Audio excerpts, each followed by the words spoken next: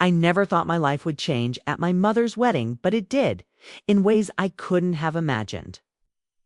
It was a soft September afternoon in upstate New York, the kind where the breeze carries just a hint of fall.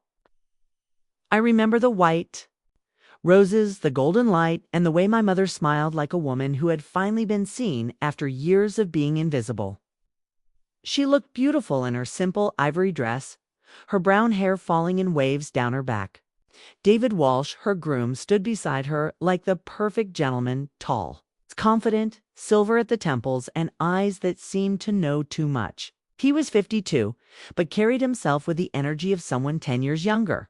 He owned a small architecture firm and had that polished .com kind of presence women notice. Everyone at the wedding whispered about how lucky my mom was to find a man like him. I stood by her side, smiling, clapping, cheering, but inside I felt something off. Not wrong exactly, but strange. I was 23, fresh out of college still, figuring out who I was. I had moved back in with my mom to save money while job hunting. I didn't expect to be living with a new stepfather so soon. They had met through a book club, classic mom move, and things moved fast. 4 months from hello to I do. Thought it was too quick, but I didn't want to ruin her happiness. She had been alone for years, working 2 jobs after. My dad left, always putting everyone else first. She deserved love. She deserved joy. So I stayed quiet. I smiled. I supported her. But David, from the start, he made me uncomfortable. He never said anything wrong. Not really. But it was the way he looked at me. Too long, too focused. His compliments were always wrapped in something that didn't feel fatherly. You look stunning in that dress, Emma. Your mom told me you're smart and beautiful. She wasn't lying. The first time he said that, I just laughed it off, thinking maybe he was just overly friendly. But deep down, I knew that laugh was covering up a nervous twist in my stomach. Living in the same house made it harder. The walls felt thinner, the air tighter. I'd catch him watching me when I walked into the kitchen, or when I came home late from meeting friends. Sometimes I'd walk past the living room and feel his eyes on me, following me a little too long. My mother never noticed. She was in love, in that soft, open way that makes people blind. She cooked for him, danced to old music with him, curled up on the couch beside him like she'd waited her whole life to be held like that. I didn't want to take that from her. Then came the moment that changed everything. They had just come back from their honeymoon in Vermont. I was in the kitchen heating up leftovers when David came in, still wearing a white button-down, his sleeves rolled up, the top 2 buttons open. He poured himself a glass of wine and leaned against the counter. Casual, too casual.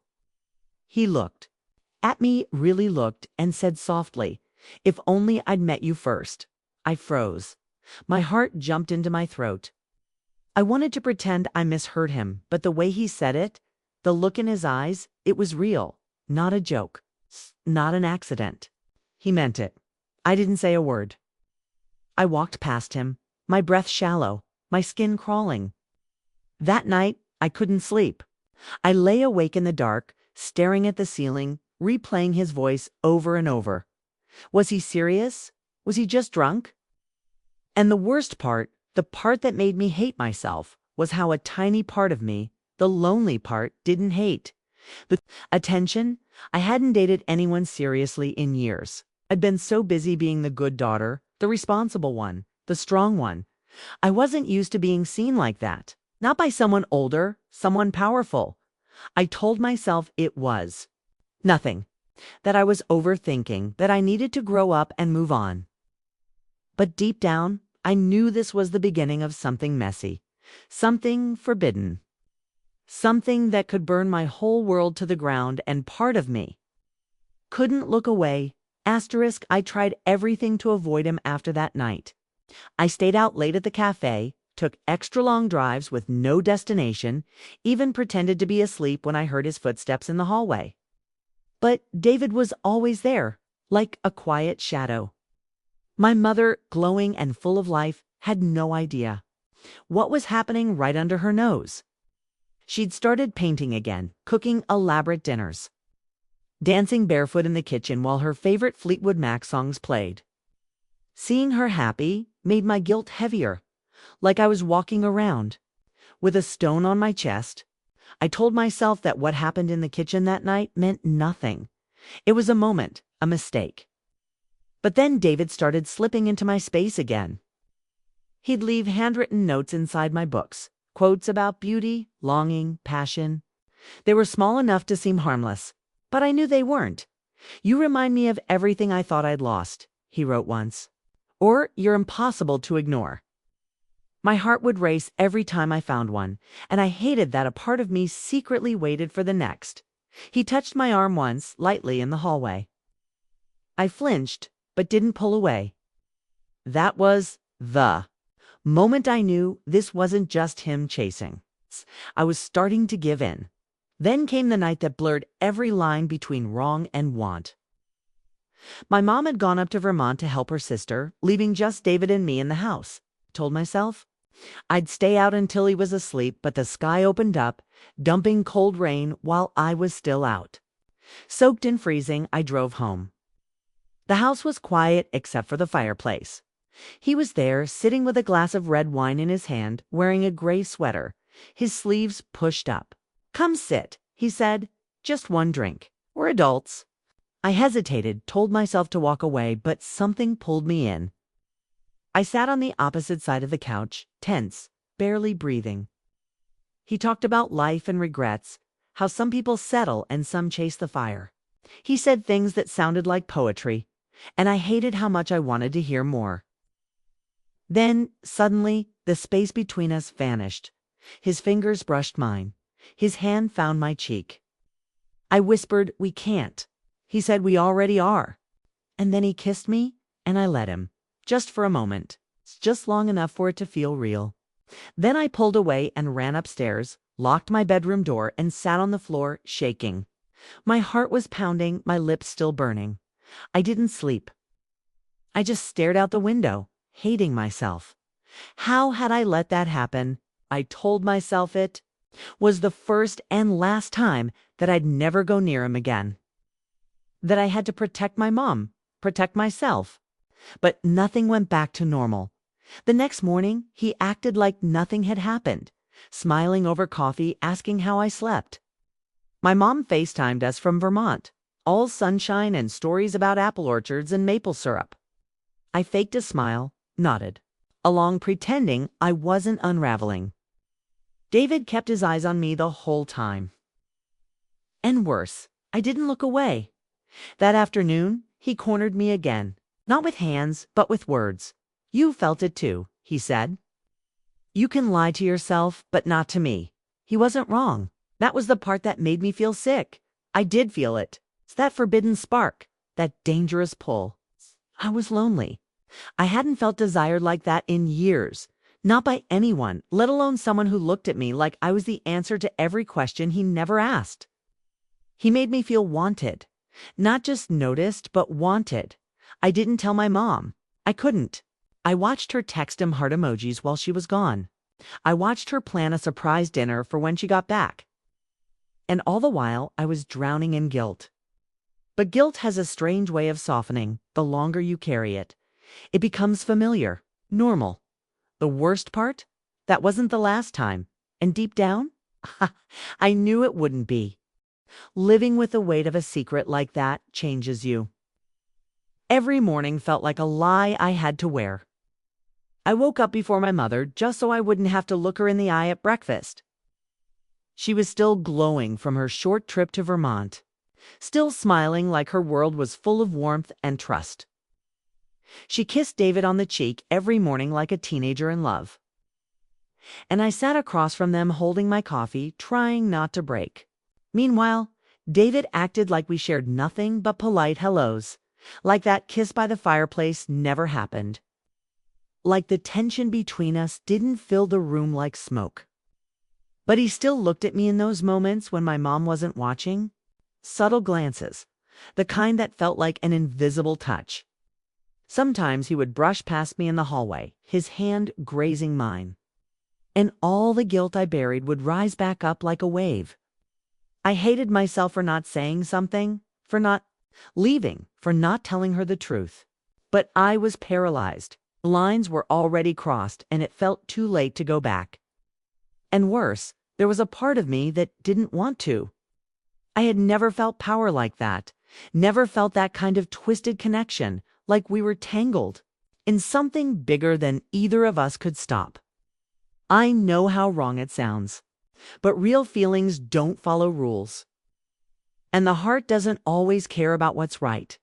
Then came the night of her birthday, the night everything slipped even further. She hosted a small dinner party at the house, just a few friends. Some neighbors, laughter echoing through the walls like everything was perfect. David played the role of the loving husband with such ease it made me sick. He poured wine, told stories, kissed her forehead in front of everyone. But every time he passed behind me, he'd lean just a little too close, his fingertips brushing my back in ways that no one could see, but I felt them. My stomach twisted the whole night. I wanted to scream. After everyone left and my mom had gone to bed, I stayed behind to clean up. I thought I could breathe again. I thought the night was over. But David came downstairs. I froze when I saw him, that quiet smirk on his face, that slow, smooth voice saying, "We need to talk." I tried to walk past him, but he stepped. In front of me, close. "We can't keep pretending," he said. "You feel it too?" I said nothing. My silence was its own confession. He leaned in again, and this time I didn't stop him. Our lips met, and the room spun. It was deep and slow and everything I shouldn't have wanted. But I did. And for those few stolen seconds, I forgot who he was, forgot who I was. I only remembered how it felt to be wanted like that. When we broke apart, I felt like I couldn't breathe. Shame hit me like a flood. I ran upstairs and cried in the shower, the water scalding hot but not enough to burn away what we'd just done. I knew I'd gone too far. This wasn't a flirtation anymore. It wasn't temptation. It was real. It was physical, and it was betrayal in its purest form. The next morning, I couldn't look at either of them. So my mom made pancakes, humming too. Herself, like nothing had changed. I stared at my plate, barely able to eat. Then, later that day, I found something that shattered the last fragile piece of denial I had left. A letter, folded and slipped under my bedroom door. The handwriting was unmistakable. It was my mother's. I opened it slowly, my hand shaking. It wasn't long, just a few sentences. But it hit me like a punch to the chest. It read, "I know. I see everything, Emma. I'm not blind. I just hoped I was wrong, but I'm not. I just don't know who you are anymore." My knees buckled. I dropped to the floor and covered my mouth to keep from screaming. She knew. She had seen it in our eyes, in our distance, in the way the air in the house had changed. She knew, and she didn't say a word until now. That was the moment everything broke. The moment love turned to shame. The moment I realized I hadn't just betrayed her marriage, I had broken her heart. Asterisk, after reading my mother's letter, I couldn't breathe. I sat on the floor of my room for what felt like hours, holding that paper like it could somehow rewind time.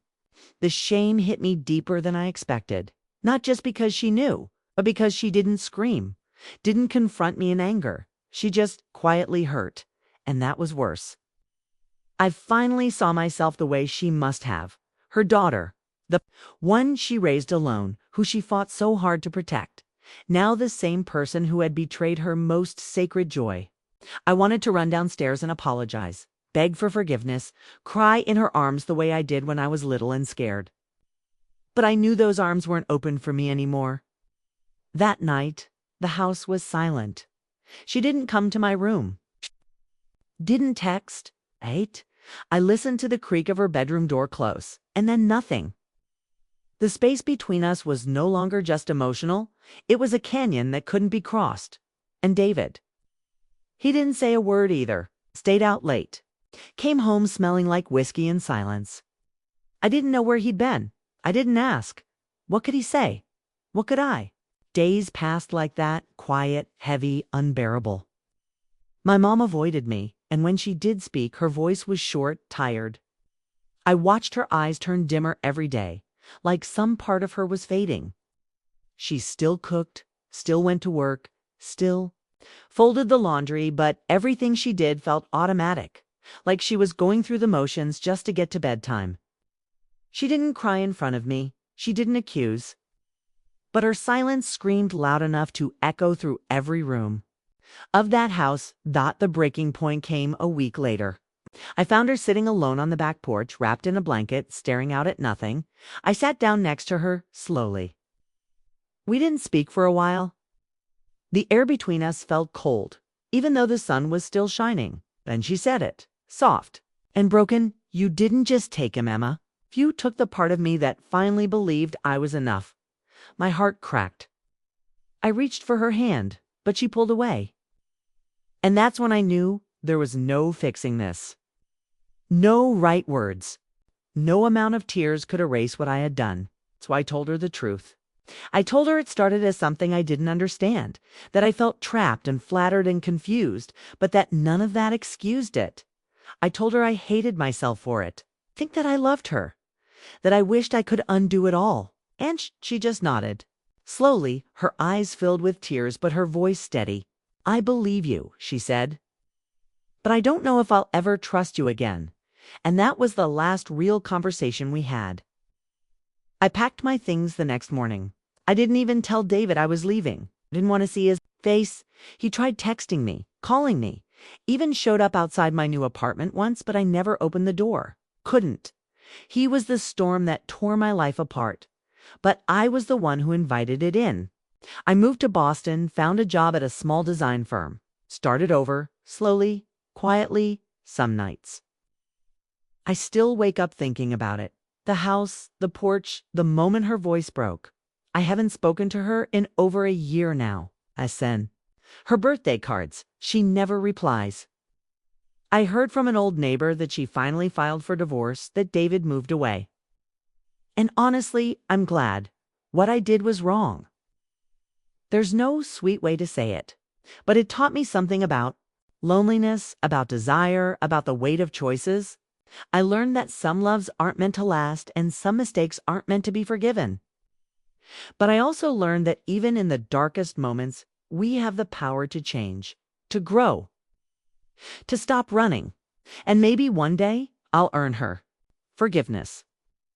Maybe one day she'll look at me without pain in her eyes. But for now, all I can do is keep living, not to forget, but to become someone better than who I was. Because I never want to be the reason someone else stops believing they're enough again.